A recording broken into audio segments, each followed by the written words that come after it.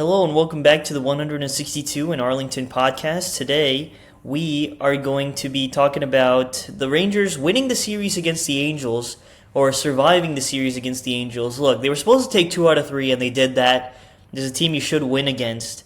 But man, they made games closer than they absolutely had to be. They're so bad against teams under 500. They keep playing down to bad teams' level, and it's very, very annoying. And like part of being a good team is you need to be able to play well against the bad teams. You need to take care of business against the bad teams, and that's what the Rangers have struggled with this year. But they won 2 out of 3 in the series, which is good. And yeah, so you got anything on that? Yeah, normally when we talk about like playing down to the bad teams' levels, we talk about the offense. It was the pitching this time. The pitching played down to the bad team's level. The offense did its job for the most part. It was the pitching. Besides the second game, first and third game, offense did its job. It was the pitching's fault. Yeah, for the most part. Yeah, Schumacher in that first game. We'll talk about that now. The first game and the third game. Yeah. Also, bad teams play better against the Rangers. That's also a thing, but it's mainly the Rangers are playing down to their level. But anyway, getting to the first game, Rangers win 8-3. It was a matchup between DeGrom and Soriano. Now, we've watched DeGrom for the last 2 years really struggle against the Angels, and he kind of did again today. Not today, the first game. He allowed 2 runs, giving up 5 hits, 2 walks, so he had a lot of traffic but limited the damage, which is a good thing. And went 5 innings. I know he ended up coming out because he had some sort of hip tightness, which it seems like he's going to be fine for. But I did agree with him coming out after 5 innings because he struggles against this Angels team a lot. He really does. And for him to just get 5 innings and allow 2 runs, I think we'd call it a success. Jose Soriano on the other side, the Rangers were able to manufacture 2 runs off of him. Nicky Lopez continues to be so clutch for this team, and it's just crazy. What a find by whoever in the front office found him. And then 6th inning, they go with Cole Winn, which I did agree with, because the Rangers don't have a very deep pen. At least Cole Winn is going to come in and throw strikes. I trust him more than, I don't know, Chris Martin and every other guy, so I'm fine with him coming for the 6th. When Chris Martin comes into the 7th, I wish I filmed our reaction to that, because it was just we threw a tantrum, literally. I cannot believe Schumacher went to Chris Martin in the 7th inning last game over Alexander, over freaking Peyton Gray, over Ben Peoples, who had made his debut and looked good, over Yavin Collier, who I trust more than Martin. Yeah, it was crazy that they went to Martin. Luckily, he only allowed 1 run. We knew he was going to allow a run. It's just he does not have it anymore. I don't know why he keeps pitching in high leverage. Yeah, I don't know why he keeps pitching in high leverage spots. It's just crazy. And then Justin Foscue pinch hits and comes up clutch against the lefty, which is just awesome stuff. What he's done against lefties, I think he does more in that 3rd game.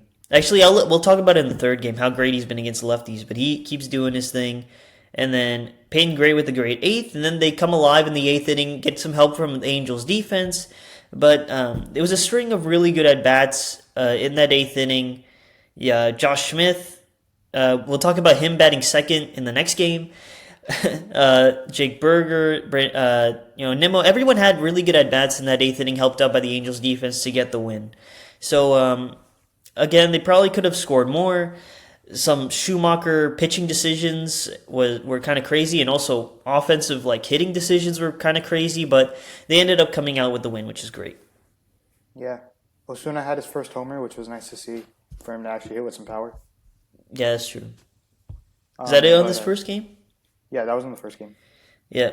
No, do you got anything else to add about the first game? Yeah, just the pinch hit decisions, This was, I think, Schumacher's worst managed game. Yeah, it was poorly managed, yeah. Yeah. I mean, you're going to pinch hit for Lopez, who has been your most clutch bat. You're going to pinch hit for him for the lefty-righty matchup, even though Lopez is hitting .412 against lefties. That makes no sense.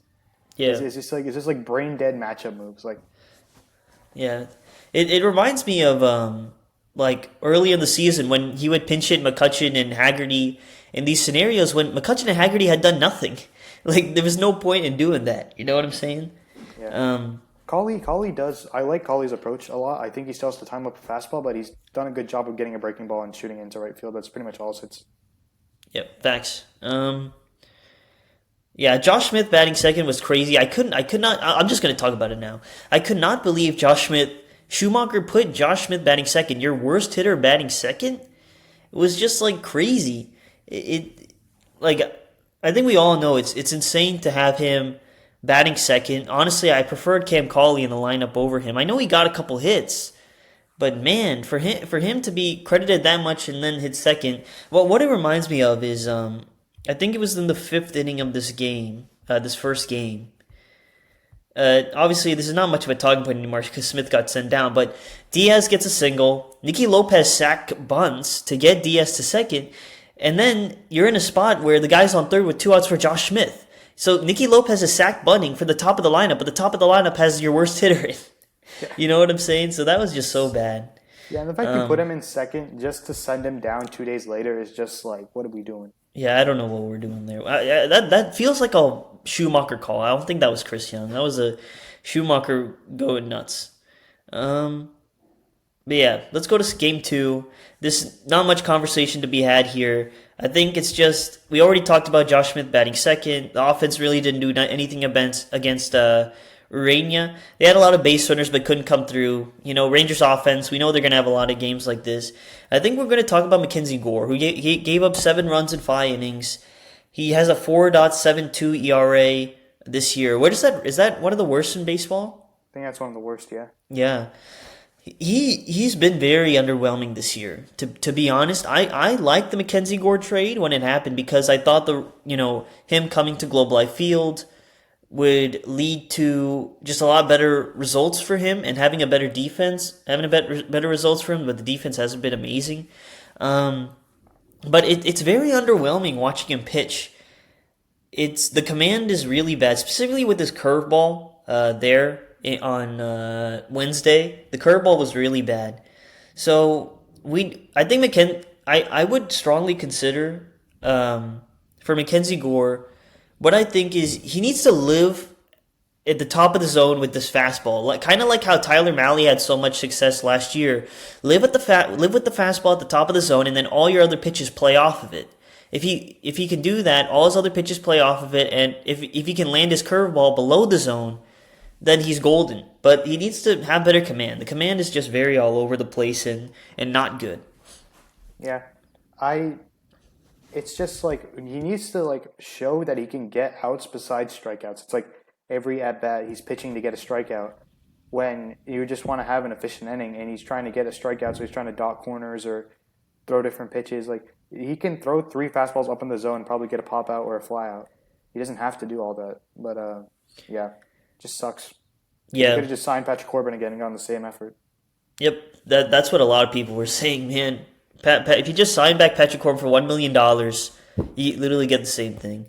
I would strongly consider trading Mackenzie Gore. I think that is something the Rangers should think about because I think other teams, he's got a year and a half left on his contract. I think other teams will still believe in the stuff.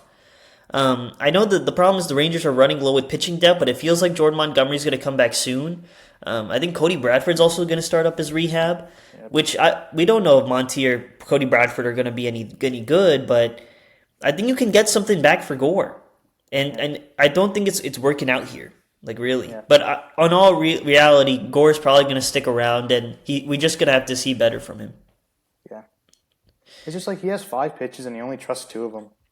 He only trusts fastball and curveball, and he has other pitches that like work so well off each other. He just refuses to throw them. The changeup looked good on Tuesday. Yeah. That was kind of the only pitch that actually looked good. Shout out Ben Peoples. I feel like he might start getting into some more high leverage spots. He has a nice cut on his fastball. It's like a 4-seam, but it cuts. Yeah, good stuff. And he's been throwing strikes, which is the one concern I had about him. So that's great. All right, here I'll let you go on game 3. So game 3, it was a lefty, Reed Detmers, which absolutely diced them up last time. So Evaldi was nice. He got 6 shutout innings. He looked really nasty. And the offense, did its job. with everybody, pitching in against the lefty. I think this lineup actually has turned out to be better against lefties recently than they have against righties. Just because Foscue, again, has been so good against lefties. He hits another homer, another extra base hit, scores 2 runs. He's been just nuts. And then Schumacher does his thing with leaving people in the game for way too long. Left Evaldi in for too long. He ends up loading the bases and giving up a couple runs. And then Gray comes in the game and just doesn't have his stuff. He's not throwing chase pitches. Everything's just a strike. And the Angels take advantage. But thankfully later on, Langford's able to walk it off. But just in general, the offense did its job, and then Schumacher and the pitching just crumbled. Yeah, I agree with everything you said with Evaldi and Gray. Shout out to Jacob Latz. He came in he was on like 9 days rest, which I didn't even realize that's how long it's been since he's pitched, but he was on 9 days rest, came in through 41 bullets to get through an inning and 2/3. The Angels were being an absolute pest against him. Was it Grissom that had like a 11 pitch at bat or something? Yeah, something like that. They're being a pest against him. He threw 41 pitches, which I don't know. He may be available for Saturday and Sunday, is what Schumacher said. Schumacher said he's good to go. Yeah, but I don't think he'll pitch tomorrow after throwing 41 pitches. Or, sorry, Friday. He's not going to pitch Friday. I think he'll probably pitch Saturday, Sunday because he's had 9 days off. That's what I think. But yeah, I think some things to point out. You said about Foscue. He's hitting 367 with a 1.262 OPS against lefties. Crazy how good he's been against lefties, and it's been a godsend for this team. And I think just keep him in this role. I don't think you need to give him a starting spot. Like, I'm perfectly fine. Keep Foscue in this role where he's hitting lefties, and you can pinch hit Lopez whenever you need to. Yeah. Also, it was nice to see Nimmo have some good at bats, Berger get some good at bats. Langford coming back, Young coming back. It's this lineup gets so deep when you got Langford and you got Young in. This lineup can get really deep, and I feel like there was a black hole in the lineup for a while with some of the guys they had to have in the lineup, like Nimmo and Berger not really hitting. You got Smith at number 2, which you had like a black hole of just 3 players there, and you got guys now who can be productive, which I think just changes everything. Yeah, 100%. Yeah, Smith hitting 2 is crazy. Yeah. If Langford can come back firing, then they could go on a run here. Yep, and I hope he stays healthy. I wonder how many DH days he's going to get, but we'll see.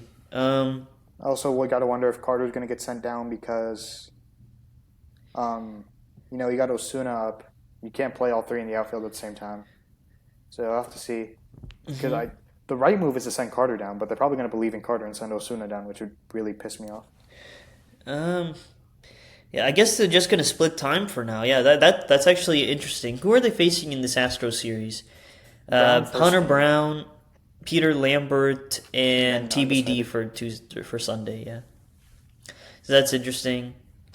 Kirby Yates, he's had like 2 outings against the Rangers, and they've both been really bad. It's kind of like, how is he so good for us?